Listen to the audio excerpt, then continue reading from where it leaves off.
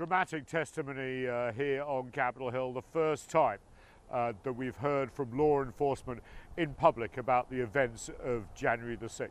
And despite differences, they all agreed that they thought this attack was planned, that there was a presence of white supremacist groups, and also that the FBI had sent a warning via email the night before that didn't make its way up the chain of command.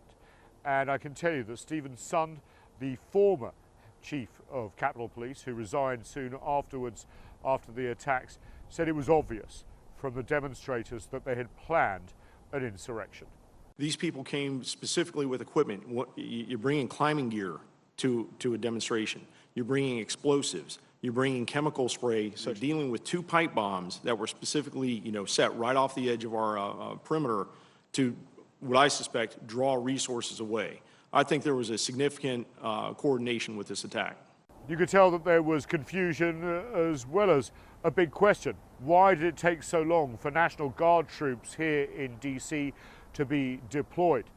The acting head of DC Police says he was astounded that they weren't deployed sooner, casting questions over the Pentagon and the Army Division about whether there was some sort of political interference or holdback. Chief Sund was pleading for the deployment of the National Guard. And in response to that, there was not an immediate yes. Response was more focused on, in addition to the plan, the optics, how this looks with boots on the ground. And in my response to that was simply, I was just stunned that, I have officers that were out there literally fighting for their lives. And, we're kind of going through, what seemed like an exercise to really check the boxes. We also heard that the National Guard didn't want to deploy due to the events back on June 1st.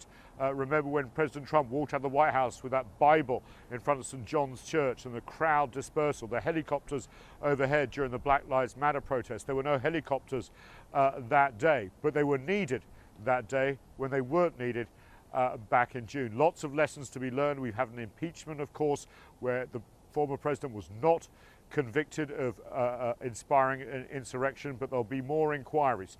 There's going to be a 9/11 style commission, we think, looking into all aspects of this, both political and, of course, the insurrectionists themselves.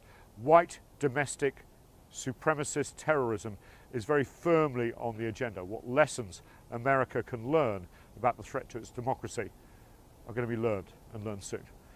Nathan King, CGTN, near the Congress.